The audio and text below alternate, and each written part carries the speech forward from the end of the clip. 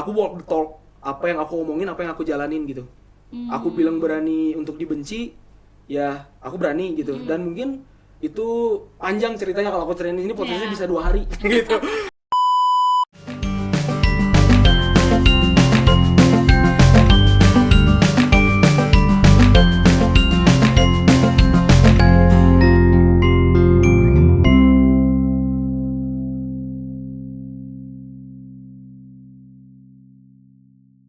Hai, kembali lagi di konten Bisma, bisnis di mata mahasiswa.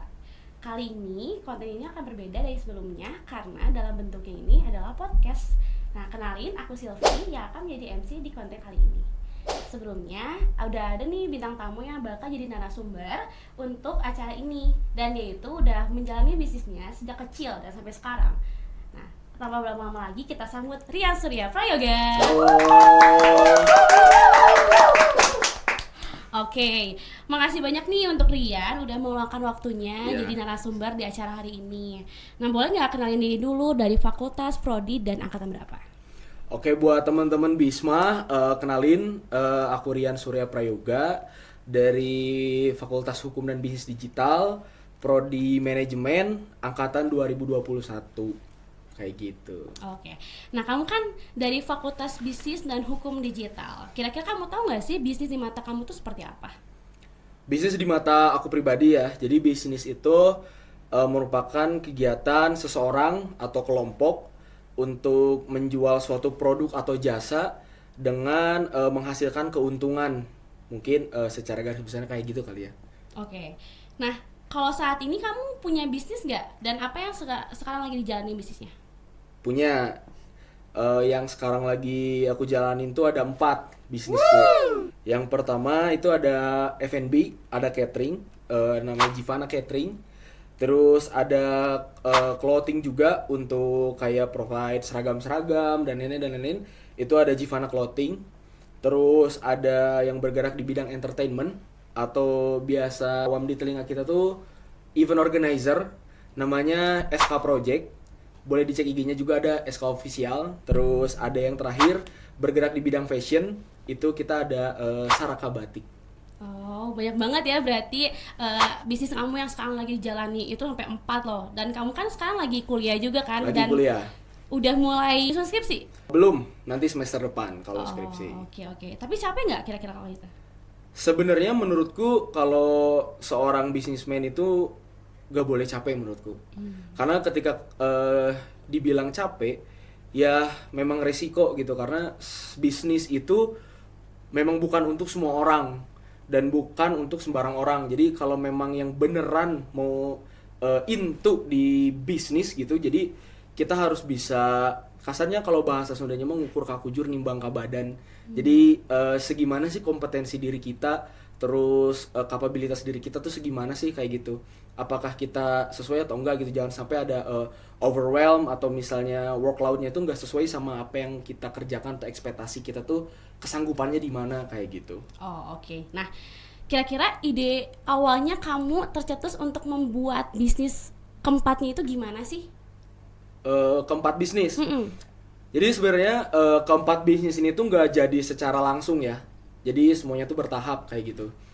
Jadi kalau untuk yang aku kerjain sekarang itu ada dari pertama-tama tuh pas masuk kuliah tuh aku buat kitchen. Namanya Givana Catering. Kita udah supply ke kantor pos, waktu itu pernah ada Nadiem Makarim juga di Goto X IESEC di Bandung. Terus beberapa event-event besar di Bandung dan event-event di kuliah ya, terutama di Universitas Maranatha karena aku juga kuliah di Maranatha. Setelah bangun Givana Catering, aku ada beberapa dana, aku coba ngelihat ada opportunity di bidang entertainment. Sehingga aku bikin SK Project untuk provide entertainment kayak misalnya di kampus-kampus atau di event-event. Karena aku tadi sering ngirim catering, ternyata oh acara tuh kayak gini ya bikinnya, masanya kayak gini, make money-nya gimana. Ternyata di sana ada opportunity yang bisa aku lihat. Terus aku ada yang tadi Saraka Batik juga. Saraka Batik juga sebenarnya dari ketiga bisnis ini dulu aja. Yang misalnya tadi Givana Clothing itu kita merge sama fashion nih. Jadi ada entertainment, ada F&B dan ada fashion kayak gitu. Misalnya itu semuanya bukan ketergantungan ya, ada irisannya. Bikin event, orang datang ke event, otomatis pengen pakai baju bagus. Oh iya. Kita provide fashionnya ada. Masa udah datang ke event, lompat-lompat, joget-joget, lapar, ada Gimana Catering. Oh oke, jadi semua tuh secara tidak langsung nyambung gitu ya? Nyambung gitu. Oke, nah itu kan kamu membuat bisnis itu kayak tadi kamu bilang itu kan ada irisannya. Iya. Ya. Berarti ada langkah-langkahnya, perjalanannya. Gimana sih perjalanan bisnis kamu ini? Apakah dimulainya dari sejak kecil atau emang apakah dari itu tuh dari keluarga atau emang ide kamu sendiri atau seperti apa? Oke, mungkin aku bisa highlight dulu ya. Modal terbesar bisnisku tuh semua dari orang tua. Tapi bisnisku itu bisa running tuh semuanya full modal dari orang tua. Tapi berupa doa. Oh oke. Berupa doa. Jadi aku ngerasa kita nggak boleh sombong karena misalnya growing bisnis memang dari nol banget dan kasarnya nggak dapet suntikan dana dari orang tua, dari keluarga atau dari siapapun. Tapi di sini aku nggak berkecil hati gitu. Kayak selagi kita bisa berinovasi, kita bisa terus semangat gitu ya dan punya ide-ide yang disruptif gitu di market gitu, ya sebenarnya modal paling besar tuh adalah doa orang tua gitu. Walaupun kasarnya modal dan networking dan lain-lain mungkin aku bisa bilang aku berjuang sendiri kayak gitu, tapi aku tidak menutup kemungkinan dengan mulusnya berjalannya berbagai usaha aku tuh karena doa dari orang tua kayak gitu. Oke. Berarti menurut kamu berjalannya bisnis ini tuh karena orang tua, doanya tentu, dan usaha kamu sendiri. Dan ini usaha aku sendiri, bukan Oke. ngelanjutin usaha orang tua, bukan ngelanjutin usaha keluarga. Ini benar-benar usaha yang aku lahirkan sendiri dan aku besarkan sendiri kayak gitu. Oke. Berarti kamu bisa dibilang bisnismen lah ya sekarang ya, karena Amin. udah menjalankan bisnisnya, berjuang dan sebagainya gitu. Nah, dari kamu sendiri nih, kira-kira apa sih hal yang harus diperhatikan, yang penting yang dimiliki sebagai bisnismen untuk menjalankan bisnisnya? Yang pertama sih, menurutku ya, itu harus punya pemikiran yang kritis gitu ya. Baik itu mungkin menurutku sebagai seorang bisnismen harus punya pemikiran yang mendasar, first principle thinking. Dari kayak misalnya kenapa harus bikin bisnis ini? Oh karena bisnis ini tuh dasarnya tuh sebenarnya gini doang gitu. Terus kita punya pemikiran juga yang apa ya kasarnya bisa membuat pemikiran di luar kotak lah, think out of the box gitu. Jadi gimana caranya kita punya unique selling point daripada kompetitor kita gitu untuk buat bisnis kayak gitu. Mungkin kayak gitu karena jujur aku kan punya pemikiran kayak gitu tuh bukan karena kuliah, bukan karena aku sekolah juga, tapi karena mungkin aku mulainya aja lebih dini gitu. Tadi aku mungkin sedikit cerita juga. Sebenarnya tuh aku bisnis dari umur 9 tahun mungkin ya, kelas 4 atau kelas 5 SD gitu. Dari mulai kayak pada zaman itu tuh kalau teman-teman tahu tuh zaman stick geprok. Oh iya, tahu. Stick es krim tuh yang suka dimain-mainin gitu. Aku beli ke toko mainan 15.000 dapat satu ikat isinya 100 stick. Dalamnya tuh ada stick yang warna hijau, merah, biru, yang warna-warni gitu. Terus aku jualin ke teman-temanku harganya 15.000, 10.000. Sedangkan aku beli 100 stick itu tuh 15 ribuan gitu. Jadi aku jual 15.000, 10.000, 15.000 dengan bilang oh ini sticknya tuh stick Kokojo gitu, stick jagoan kamu nih gitu. Oke. Kalau pakai stick ini pasti menang gitu. Jadi dari dulu udah Nge-branding ya. nge-branding. kalau gitu, Iya kayak nih kalau lu pakai stick ini lu pasti gampang menangnya gitu. Oke. Padahal mah gimana orang yang mainnya menang atau Iya, enggak iya, kayak gitu bener. nih anak kecil kan. Terus aku SMP jualan gelang ke kelas-kelas gitu, gelang kayak waktu itu ada gelang-gelang distro lah kayak gitu. Terus SMA aku punya F&B juga di Givana Dessert. Terus ada Givana Digital Marketing, itu ngebantu UMKM untuk daftar-daftar Shopee, GoPay, Gojek. Terus masarin di Instagram juga. Terus aku jualan sepatu, aku reseller Kompas, Ventela. Terus aku jualan parfum juga dari Oriflame. Terus banyak lah pokoknya. Aku jualan lemper juga pernah namanya nasi janda, jajanan Sunda. Gitu. Jadi pas SMA aku jualan 5 ini, tapi namanya SMA jadi belum terlalu ke kontrol kali ya manajemen waktunya. Jadi banyak yang tutup gitu ya, banyak yang udahan gitu. Terus pas aku kuliah ya tadi keempat bisnis itu yang memang secara bertahap grow-nya gitu dan jadinya dari mulai catering, clothing, event organizer, entertainment, terus sama fashion, saraka, batik gitu. Oke, aku penasaran, apa sih motivasi kamu ngejalani bisnis sedangkan kamu tadi dibilang katanya di 9 tahun. Iya. Itu kan maksudnya kita tuh masih kecil ya. Iya. Kayak maksudnya belum tahu nih mau ngapain ke depannya. Apa yang kita kepikiran tuh main dan main. Tapi kamu itu udah punya ide untuk berjualan. Motivasi kamu tuh sebenarnya apa sih?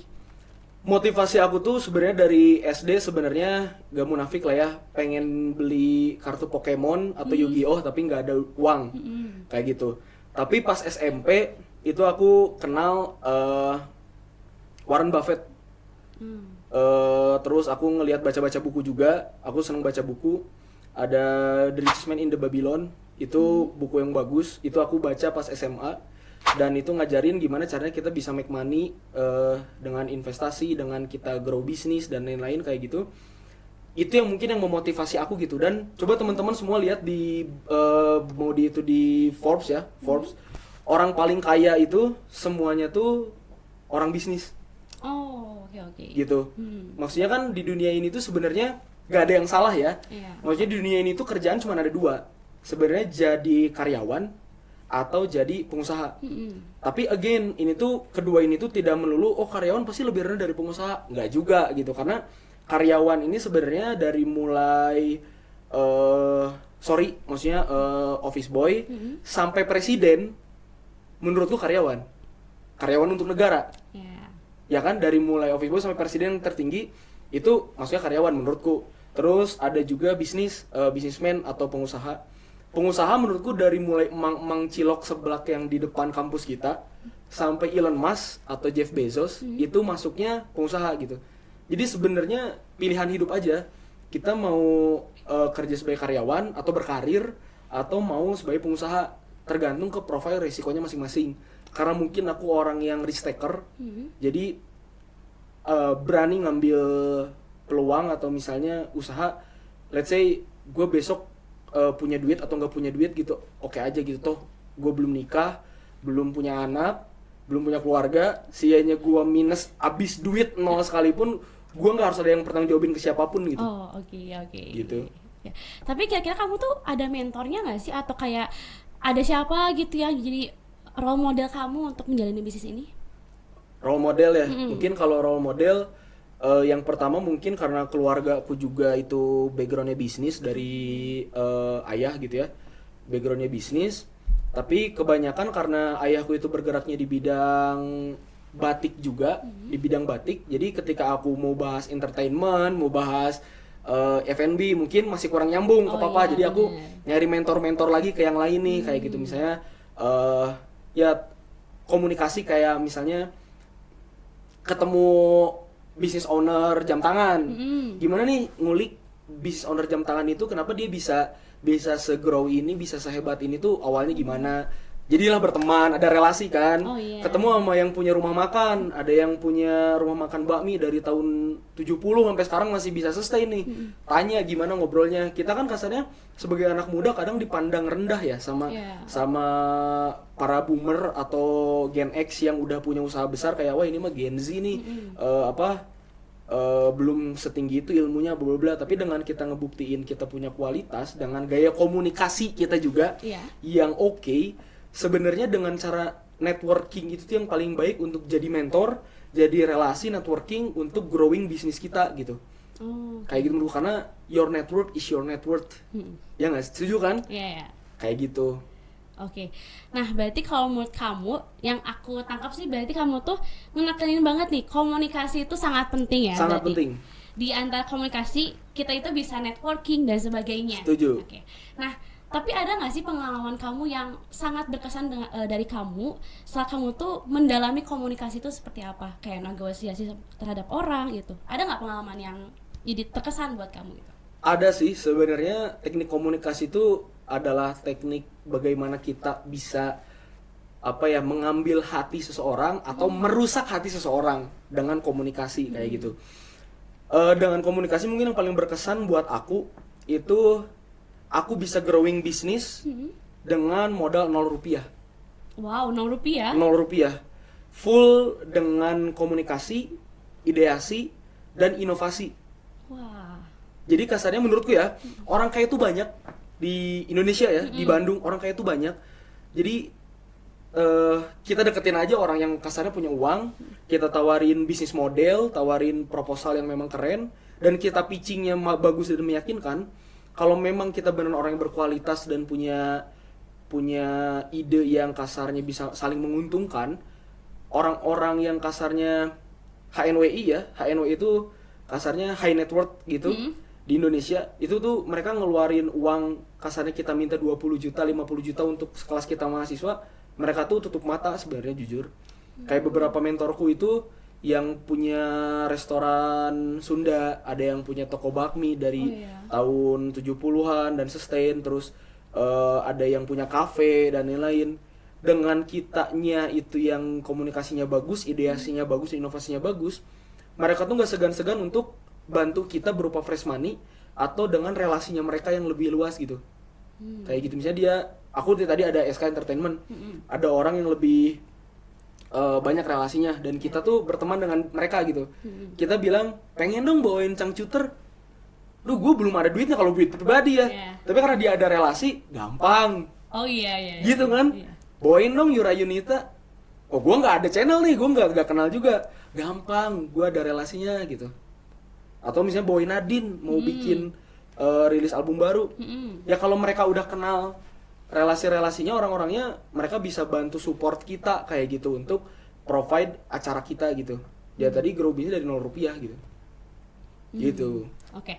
Nah, dilihat-lihatnya kayaknya kamu tuh komunikasinya bagus banget, negosiasinya bagus banget. Nah, tapi kamu pernah nggak sih mengalami kegagalan selama kamu berbisnis ini? Kegagalan pasti pernah. Karena menurutku kegagalan tuh adalah hal yang harus dicoba sama setiap orang yang berbisnis. Harus dicoba. Kenapa? Karena dalam kegagalan tuh kita bisa tahu kenapa bisnis ini bisa gagal, bisa hancur, evaluasinya apa yang berguna buat kita nanti grow bisnis baru gitu.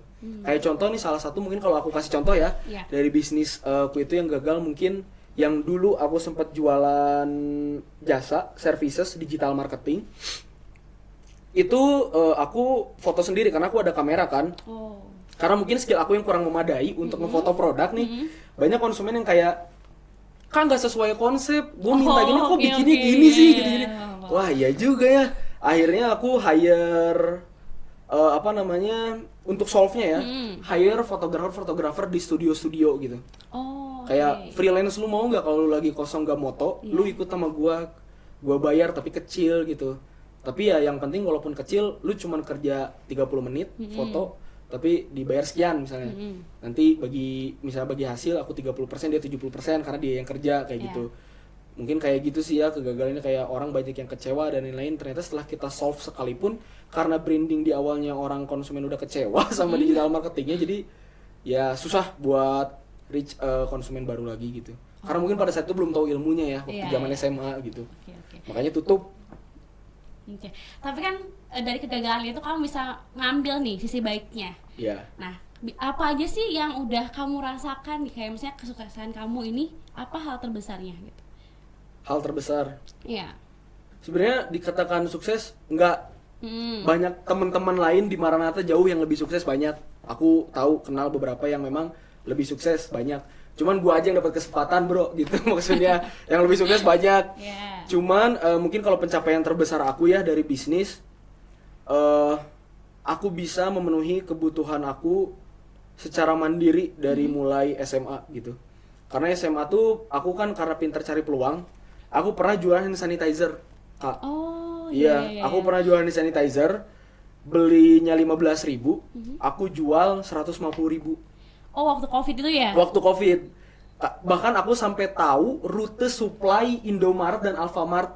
Wow. Misalnya jam 1 Taman Sari, jam 2-nya misalnya ke daerah Baltos, jam 3-nya ke Pasteur, terus ke Dago. Itu aku ikutin terus sampai malam.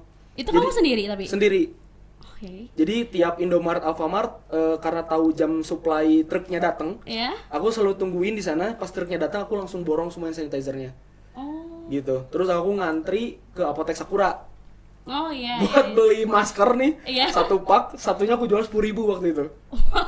Jadi kasarnya aku dapat 10 juta pertama tuh di umur 15 tahun gitu kalau nggak salah. 14 ke 15 dapat 10 juta pertama gitu. Itu full keuntungan pribadi gitu. Yang self bid ya, bukan jajan dari orang tua, bukan kasih-kasih kalau lagi lebaran atau dikasih angpau gitu, enggak. Itu benar-benar full self bid, kita kerja jual barang itu di umur 14 tahun. Wow, keren banget. Kayak gitu. Iya, keren banget, keren banget.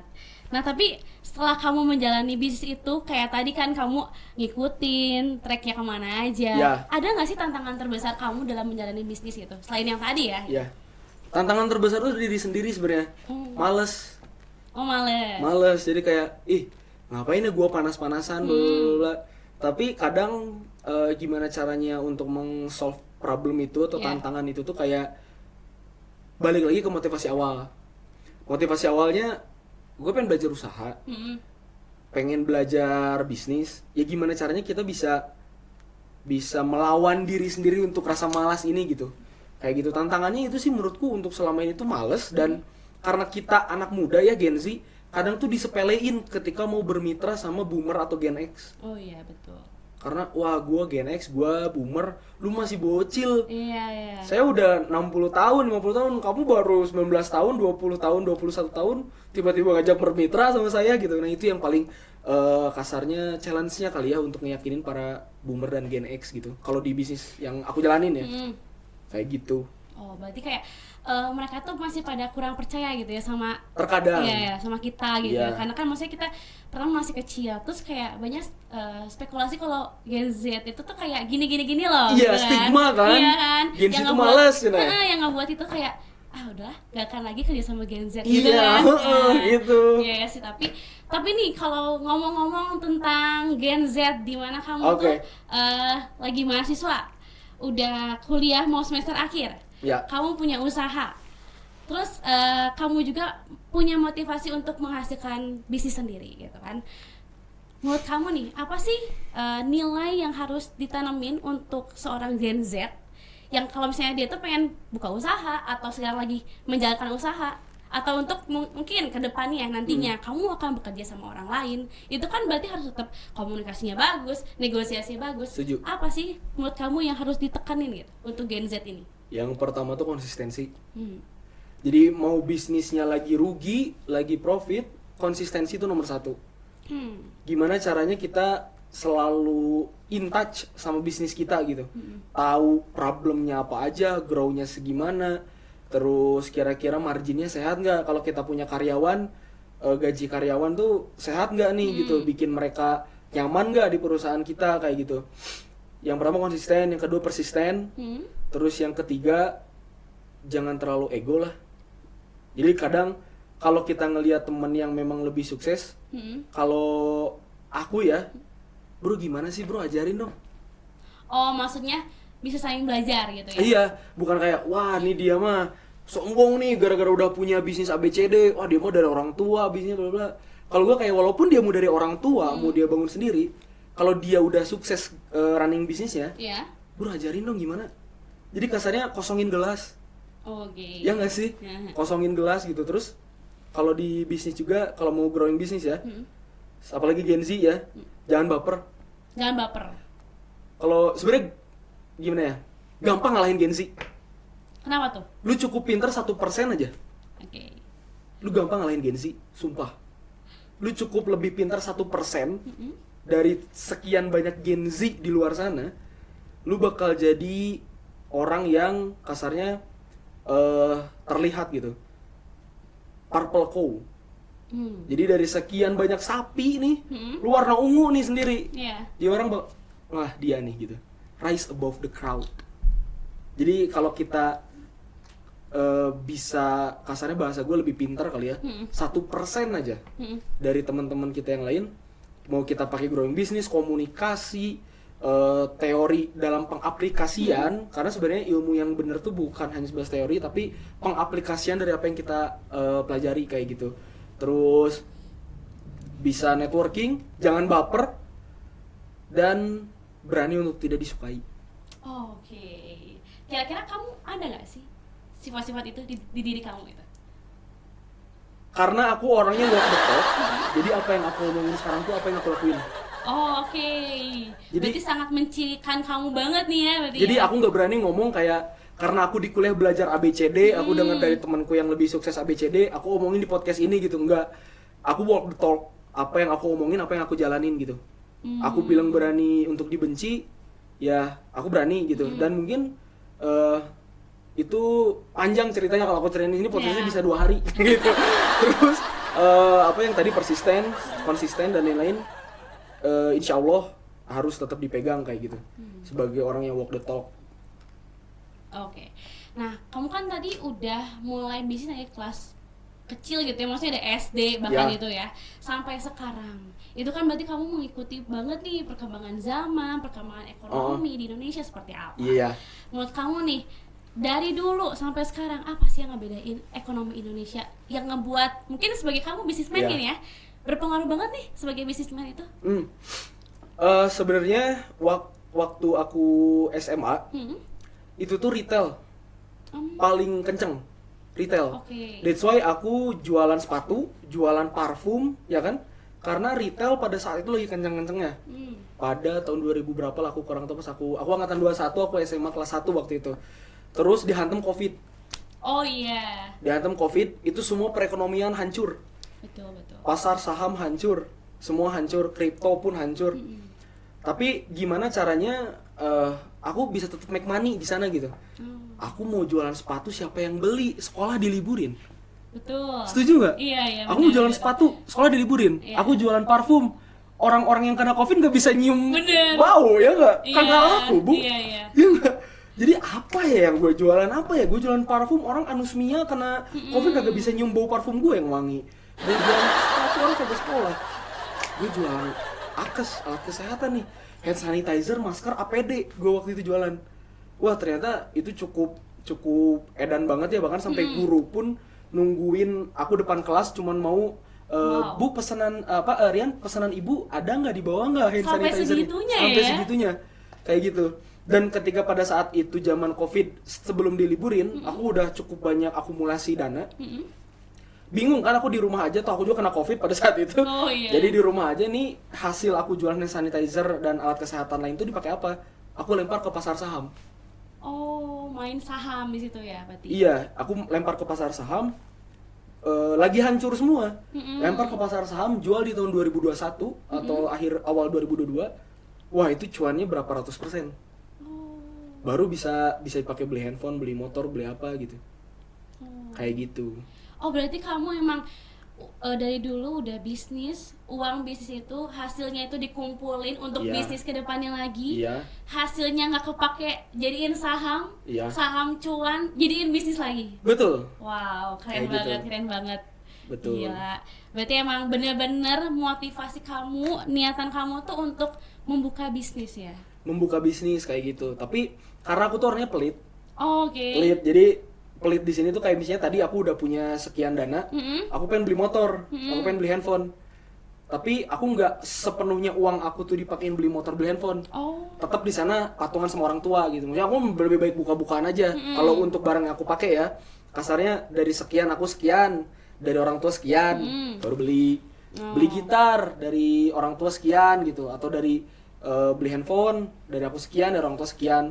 Patungan kasarnya. Oh, iya. Kayak gitu. Kalau untuk barang konsumtif ya kayak motor, liability lah, motor, handphone dan lain-lain kayak gitu. Tapi kalau growing bisnis, karena aku nggak pengen ngecewain orang tua juga, jadi full dengan kapasitas yang aku punya. Dana sekian, kira-kira aku bikin bisnis apa nih yang sesuai sama dana yang aku punya gitu.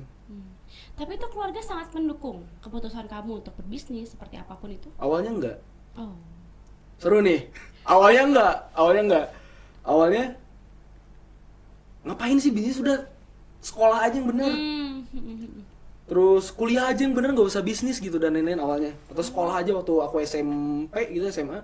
Sekolah aja udah nggak usah bisnis-bisnis. Orang tua juga masih mampu kok biayain kamu, bla. Iya juga kalau dipikir-pikir, tapi karena aku orangnya bebal juga mungkin ya. Jadi kayak enggak, aku pengen nyoba gitu.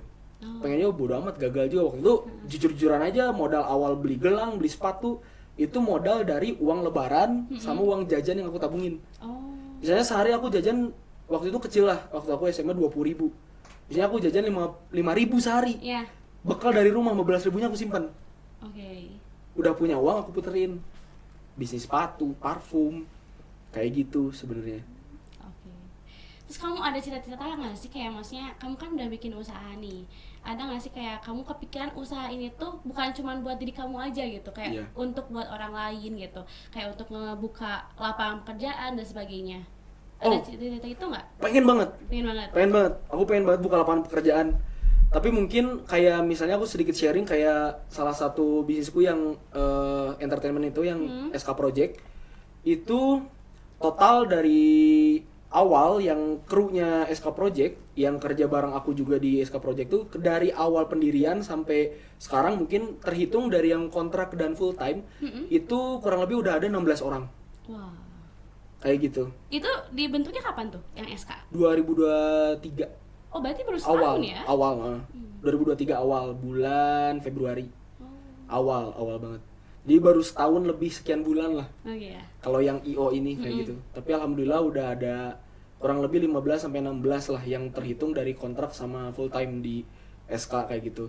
Kedepannya aku pengen bisa ngebuka lapangan kerja lebih gede lagi gitu. Bukan cuma buat teman-teman aku, tapi bisa buat teman-teman orang lain juga gitu, warga-warga lain gitu yang kasarnya bisa grow bareng lah kayak gitu. Pengennya bismillah kayak gitu. Amin ya, amin. Kita doakan semoga amin, ya Allah, bisnisnya semakin luas lagi, semakin dibesarkan lagi dan rezekinya semakin dipermudah. Amin. Paling terakhir nih dari aku, boleh dong kasih kata-katanya hari ini untuk teman-teman yang lagi nonton, bahkan orang-orang yang kayaknya dia pengen buka bisnis atau lagi buka bisnis tapi kayak aduh entot-entotan gitu. Iya. Iya, mungkin buat teman-teman yang mau mulai bisnis, bukan aku yang paling sukses, bukan aku yang paling hebat, bukan paling pintar juga, tapi mungkin kalau bisa aku kasih sharing beberapa pernyataan buat teman-teman yang mau mulai bisnis. Yang pertama tuh mungkin klise ya, modal nekat, berani, dan jangan mikirin modal uang, jangan mikirin modal dulu. Yang pertama tuh kamu mikirin dulu bisnis modelnya apa, bisnisnya apa, riset pasarnya apa, STP-nya apa, samsomnya apa, dari mulai target available market, serviceable available marketnya berapa, dan ini itu harus rinci datanya, pain point dari bisnis kamu apa, terus bikin juga kasarnya alasan kenapa bisnis ini harus jalan. Kalau udah tahu caranya, ngomong sama orang yang capable, banyak yang mau modalin jujur. Jadi yang pertama modal nekat dulu aja. Kalau misalnya nggak ada yang modalin gimana? Coba ngomong ke orang tua dulu. Orang tua nggak modalin, ya udah tanya orang luar yang modalin. Kalau orang luar nggak ada yang modalin, mulai dari MVP, minimum viable product. Mulai dari hal yang paling basic dulu. Misalnya mau jualan cookies, misalnya, ya udah jangan buat cookiesnya dulu gitu, dipanggang di apa, jangan buat adonannya dulu, ajak teman-teman dekat, enak nggak, cobain dulu ya. Dari modal murah dulu, oh ternyata ini adonannya udah pas, coba dipanggang, oh ternyata terlalu kering, oh ternyata terlalu empuk, terlalu apa, itu kan bisa jalan sendiri. Mulai dari MVP, dari hal kecil dulu kayak gitu, karena hal kecil yang berjalan bisa menjadi hal besar. Oke, wow, hari ini benar-benar banyak banget nih insight-nya yang bisa dapat kita gitu ya, maksudnya untuk kedepannya. Bahkan kayaknya untuk yang berbisnis ataupun tidak, ataupun yang mau berbisnis pun bisa mendapatkan sesuatu dari podcast ini ya, harusnya ya. Iya, karena mungkin podcast ini bisa disalurkan untuk teman-teman yang perintis bukan pewaris. Betul. Gitu. Karena maksudnya kalau perintis itu akan lebih susah dibandingkan pewaris. Of course. Betul. Susah. Ya. Lebih susah. Mungkin aku kasarnya bukan susah ya, itu negatif, tapi lebih challenging. Betul, challenging. Ya. Oke. Paling dari kita segitu dulu podcastnya. Thank you Iya. buat teman-teman Aircraft untuk mengundang saya untuk ngobrol ini. Maaf bila ada kesalahan, diambil yang baiknya. Yang baiknya datang dari Allah Subhanahu Wa Taala, buruknya dari saya pribadi. Oke. Thank you banget buat Surya untuk waktunya hari ini, bener-bener insightful banget. Thank you Surya. Thank you.